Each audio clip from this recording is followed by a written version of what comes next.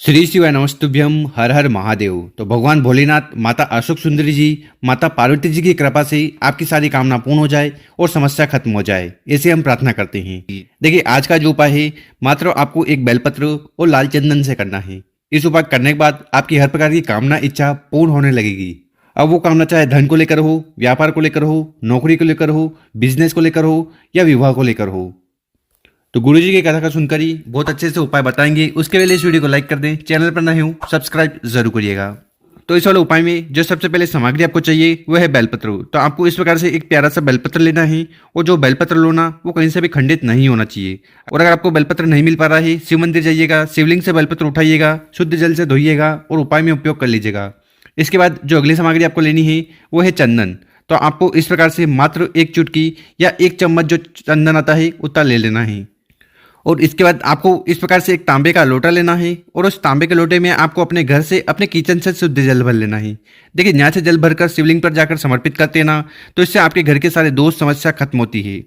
और फिर इन सामग्री को लेकर पहुंच जाना है शिव मंदिर, ठीक है। और ये वाला जो उपाय है ये आप सुबह शाम किसी भी समय कर सकते हो। सुबह समय मिले तो सुबह और शाम को समय मिले तो शाम को। और शिव मंदिर में जाकर उत्तर दिशा की तरफ मुंह कर बैठ जाना है। उस शिवलिंग की जो भी पूजन पाठ करनी है वो कर लीजिएगा। देखिए, शिवलिंग के ऊपर अगर आप बेलपत्र का उपाय करते हो ना, तो इससे आपकी हर प्रकार की कामना पूर्ण होती है। और भगवान भोलेनाथ को बेलपत्र बहुत ज़्यादा प्रिय है। उसी प्रकार से लाल चंदन का उपाय करते हो ना, तो इससे आपके जीवन की सारी समस्या खत्म होती है, सुख समृद्धि और ऐश्वर्य की वृद्धि होती है। तो इस वाले उपाय में सबसे पहले करना क्या है कि आपके पास जो जल का लोटा है ना, जिसमें आप अपने घर से शुद्ध जल भर के लाए हो, उस जल के लोटे को उठाना है और धीरे धीरे कर पूरा जल आपको शिवलिंग के ऊपर समर्पित कर देना है। ओम नमः शिवाय, श्री शिवाय नमस्तुभ्यम का स्मरण करते हुए। इसके बाद आपके पास जो लाल चंदन है, इस लाल चंदन में आपको पानी डाल देना है और अच्छी तरह से इसको घोल लेना है। इसका पेस्ट तैयार हो गया।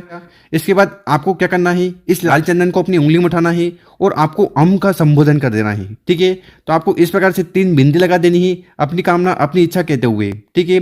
देखिए, बेलपत्र की जो बड़ी पत्ती है वो शिव जी का रूप है और नीचे के दोनों पत्तियों पर ब्रह्मा जी और विष्णु जी का वास होता है। और जहाँ पर तीनों पत्तियों का मिलन होता है ये माता पार्वती जी का स्थान है। और नीचे की जो डंडी है ये 33 कोटि देवताओं का स्थान है।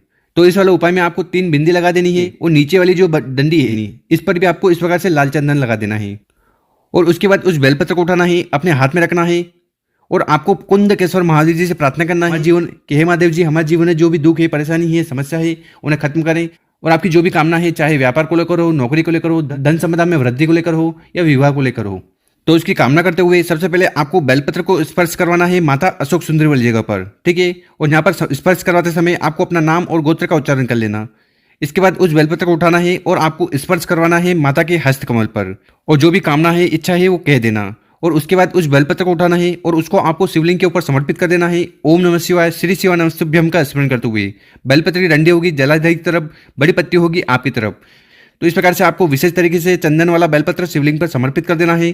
इसके बाद शिवलिंग के पास बैठकर अपना नाम और गोत्र का उच्चारण करते हुए आपको भगवान भोलेनाथ से एक बार और प्रार्थना करना है कि हे कुंदकेश्वर महादेव जी, हमारे जीवन में जो भी समस्या है उन्हें खत्म करें और कामना को पूर्ण करें। तो इस प्रकार से आपको विशेष तरीके से पहला वाला उपाय जरूर करना है। गुरु जी ने कहा है कि इस प्रकार से उपाय करने के बाद आपकी हर प्रकार की कामना पूर्ण होती है और समस्या खत्म होती है। अब जानते हैं गुरु जी द्वारा बताया गया दूसरा उपाय। देखिए, विशेषकर ये उपाय भी आपके जीवन की सारी समस्या खत्म करेगा और जो भी अटकी हुई कामना है उन्हें पूर्ण करेगा।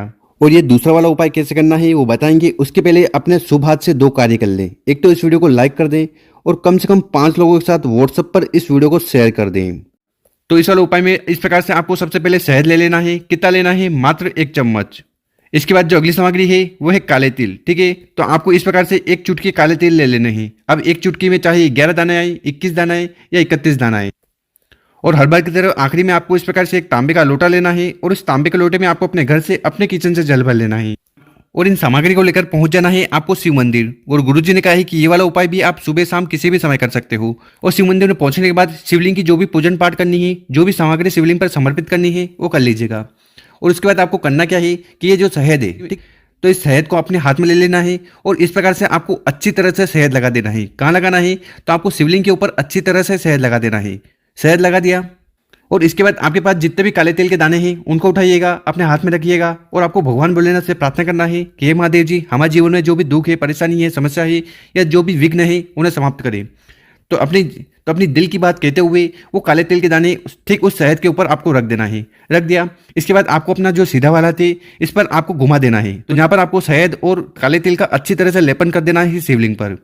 लेपन हो गया, इसके बाद आपके पास जो एक शुद्ध जल का लोटा है ना, उसको उठाइएगा और धीरे धीरे कर पूरा जल आपको ठीक वहीं शिवलिंग के ऊपर समर्पित कर देना है। ओम नमः शिवाय, श्री शिवा नमस्तुभ्यम का स्मरण करते हुए। तो इस प्रकार से आपको दूसरा वाला उपाय जरूर करना है। इसके बाद शिवलिंग के पास बैठ जाना, अपना नाम और गोत्र का उच्चारण करते हुए भगवान भोलेनाथ से प्रार्थना करना है कि हे भोलेनाथ, हे श्री शंभु, हे त्रिकालदर्शी, हमारे जीवन में लगातार ये समस्या आ रही है, ये बाधा है, परेशानी है, इन्हें जल्द से जल्द खत्म करें। ऐसे प्रार्थना कर लेना है। साथ ही साथ अगर आपकी ऐसी कोई कामना है, चाहे व्यापार को लेकर हो, नौकरी को लेकर हो, घर में सुख शांति को लेकर हो या विवाह को लेकर हो, तो वो कामना पूर्ण हो जाए, उसके लिए प्रार्थना करते हुए आपको विशेष तरीके से उपाय कर लेना है। गुरुजी का है कि इस उपाय करने के बाद आपकी वो सारी कामना पूर्ण होगी और समस्या खत्म होगी। तो गुरुजी द्वारा बताया गया बहुत ही अचूक और विशेष उपाय है, कर जरूर देखिएगा। और अगर आपको वीडियो 1% भी अच्छी लगी हो ना, तो व्हाट्सएप पर 5 लोगों के साथ इस वीडियो को जरूर शेयर करें और उन लोगों की मदद करें। ओम नमः शिवाय।